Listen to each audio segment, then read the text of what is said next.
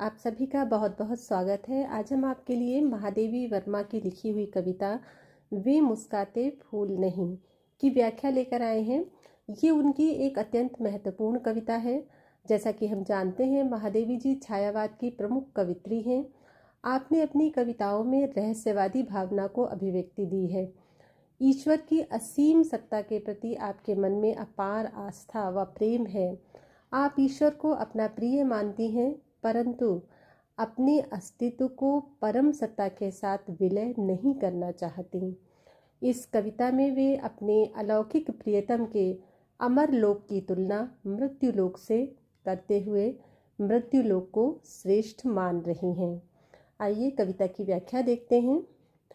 वे मुस्काते फूल नहीं जिनको आता है मुरझाना, वे तारों के दीप नहीं जिनको भाता है बुझ जाना, वे सूने से नयन नहीं जिनमें बनते आंसू मोती, वह प्राणों की सेज नहीं जिसमें बेसुध पीड़ा सोती।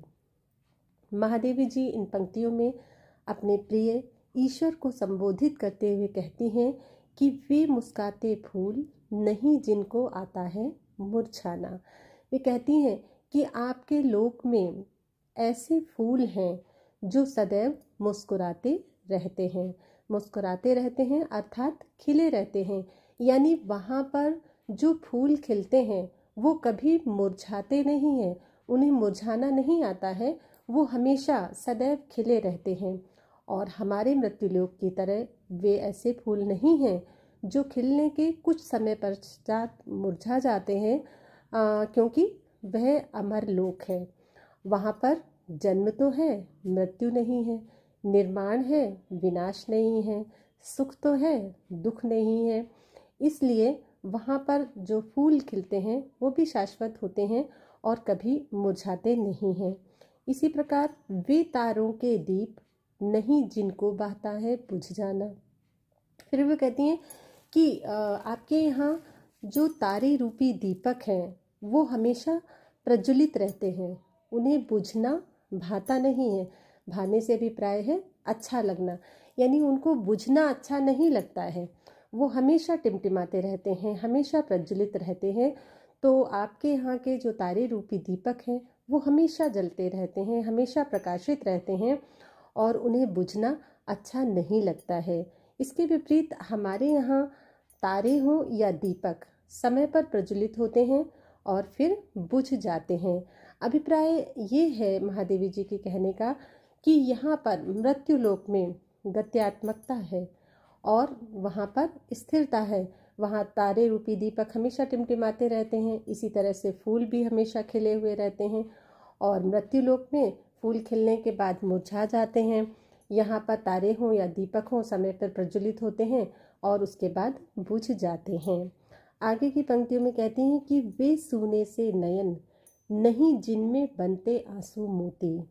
अब वो कहती हैं कि वे सूने से नयन, यानी वहाँ के निवासियों के नेत्रों में सूनापन है, सूने से नयन है। यानी वहाँ पर जो लोग हैं उनकी आँखों में, उनके नेत्रों में शून्यता रहती है। क्यों शून्यता रहती है? क्योंकि उनमें नहीं जिनमें बनते आंसू मोती, क्योंकि उन नेत्रों में कभी भी आंसू रूपी मोती नहीं बनते हैं। इसलिए जब आँखों में आंसू नहीं होंगे तो आँखों में एक प्रकार की शून्यता रहती है।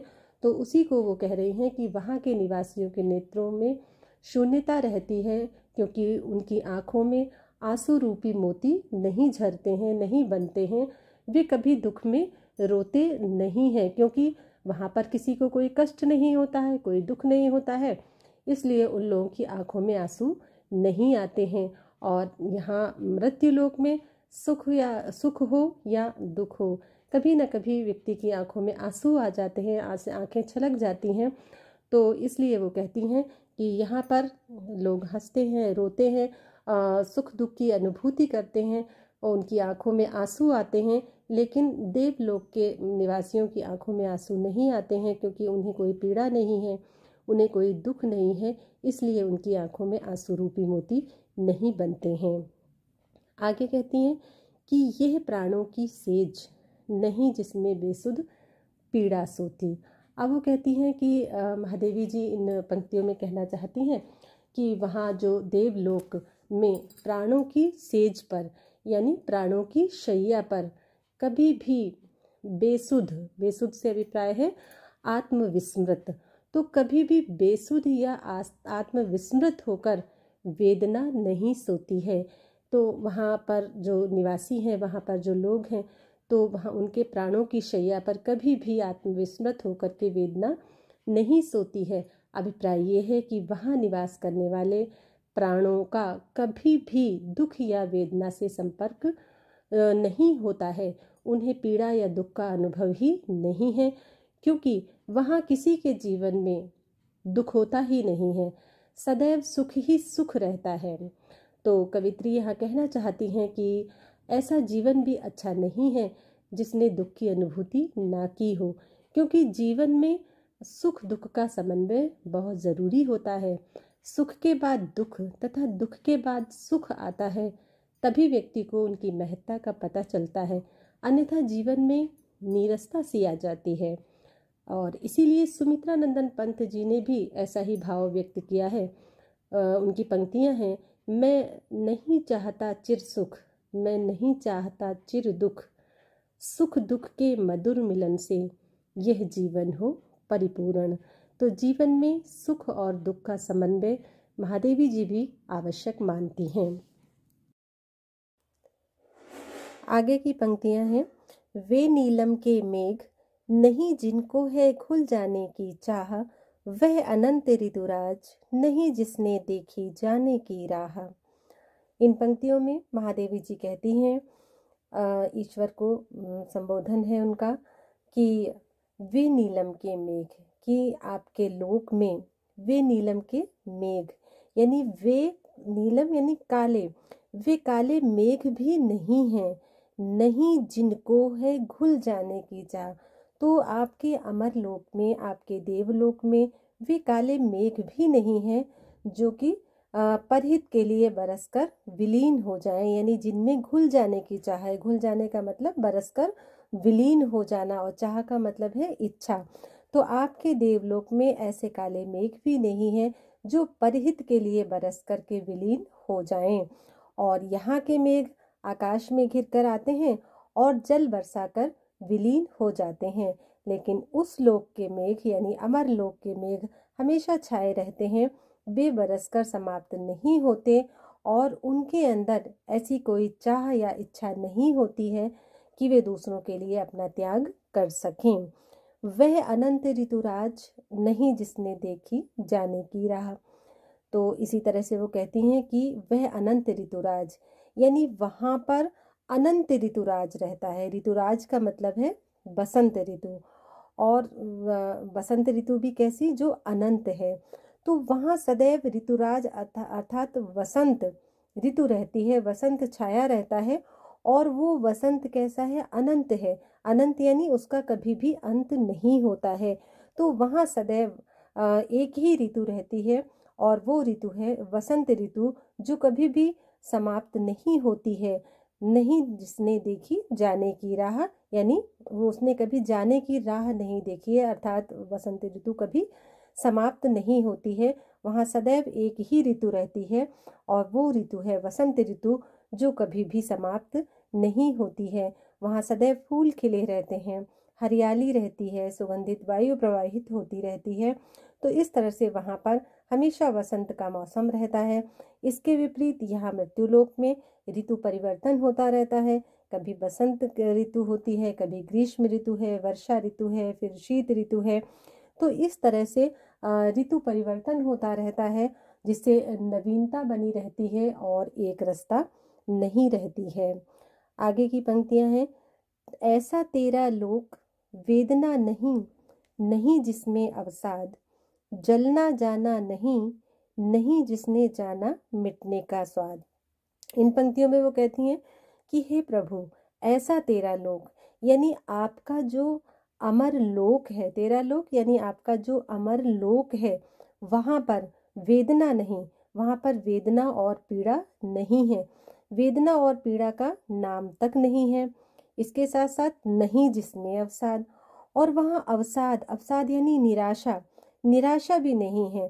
तो हे ईश्वर, आपके अमर लोक में वेदना और पीड़ा का नाम तक नहीं है। वहाँ अवसाद या निराशा की घड़ियां भी कभी नहीं आती हैं। और जलना जाना नहीं, नहीं जिसने जाना मिटने का स्वाद, और जलना जाना नहीं यानी वहाँ पर वेदना और दुख में कोई जलता भी नहीं है, यानी किसी को भी वेदना या दुख से कष्ट प्राप्त नहीं होता है, वेदना या दुख की अनुभूति नहीं होती है, और नहीं जिसने जाना मिटने का स्वाद, और ना ही वहाँ का कोई निवासी मिटने का स्वाद ही जानता है। तो इस तरह से हे ईश्वर, वहाँ पर वेदना और दुख में भी कोई नहीं जलता है, ना वहाँ का कोई निवासी मिटने का स्वाद ही जानता है। तो कवित्री कहना चाहती हैं कि दुख और वेदना के पश्चात जो असीम सुख मिलता है, तो वो सुख, वो कहती हैं कि अमर लोक के जो निवासी हैं वो उस सुख से अपरिचित हैं। और वो कहती हैं कि उस लोक में सभी वस्तुएं अमर और अनश्वर हैं। वहाँ ना तो पीड़ा है, न दुख है, न जलन है, न मृत्यु का दुख है। तो वहाँ पर निर्माण ही निर्माण है, वहाँ विनाश की छाया भी नहीं है। अंतिम पंक्तियां हैं, क्या अमरों का लोक मिलेगा तेरी करुणा का उपहार, रहने दो हे देव, अरे ये मेरा मिटने का अधिकार। इन पंक्तियों में वो कहती हैं कि हे प्रभु, हे ईश्वर, क्या अमरों का लोक मिलेगा तेरी करुणा का उपहार, कि हे ईश्वर, क्या आप मेरे ऊपर करुणा करके आप मुझे अमरों का लोक देंगे, यानी अमर लोक में या देवलोक में क्या मुझे स्थान देंगे। हे ईश्वर, आप मेरे ऊपर करुणा करके क्या मुझे देवलोक में स्थान देंगे। प्रश्न चिन्ह लगा हुआ है, वो ईश्वर से प्रश्न करती हैं कि हे ईश्वर, आप अगर मेरे ऊपर करुणा करते हैं तो क्या आप मुझे देवलोक में स्थान देंगे। फिर वो कहती हैं कि यदि हाँ, अब वो कहती हैं कि यदि हाँ, अगर आप मेरे ऊपर करुणा करके मुझे देवलोक में स्थान देना चाहते हैं, तो कहती हैं कि रहने दो ए देव। वो कहती हैं कि हे देव, ये उपहार मुझे मत दो। वो नहीं लेना चाहती हैं, वो अमरलोक में स्थान नहीं चाहती हैं, इसीलिए वो कहती हैं कि रहने दो हे देव, यानी ये उपहार मुझे मत दो, क्योंकि ये मेरा मिटने का अधिकार। वो कहती हैं कि मुझे मिटने का अधिकार ही चाहिए, मुझे अमरता नहीं चाहिए, मुझे अमरलोक में स्थान नहीं चाहिए, क्योंकि मैं मिटने का अधिकार ही चाहती हूँ। और इसीलिए वो अमर लोक में रहने की अपेक्षा इस नश्वर संसार में ही रहना पसंद करती हैं, अमर लोक में रहना नहीं चाहती हैं। क्यों नहीं चाहती हैं? क्योंकि यहाँ मृत्यु लोक में नश्वरता है तो नवनिर्माण भी है, दुख है तो दुख दूर करने का उद्यम भी है। देवलोक में सभी चीज़ें सहज प्राप्य हैं, परंतु परिश्रम करके चीज़ों को पाने का सुख अप्राप्य है। इसीलिए कवित्री अमर लोक में स्थान नहीं चाहती हैं और वो इस नश्वर संसार में ही रहना चाहती हैं। इन पंक्तियों में, इस पूरी कविता में महादेवी जी ने जो भाव व्यक्त किया है वो यही है कि अमर लोक के जीवन में सुख की एक रसता होती है और वहाँ पर मृत्यु लोक के जीवन की तरह सुख दुख की गत्यात्मकता नहीं होती है, तथा अमर लोक के स्थिर और रसमय जीवन की अपेक्षा उन्हें पृथ्वी लोक का जीवन ज़्यादा प्रिय है, क्योंकि मानव जीवन में सुख दुख का समन्वय होना आवश्यक है। आप सभी का बहुत बहुत धन्यवाद।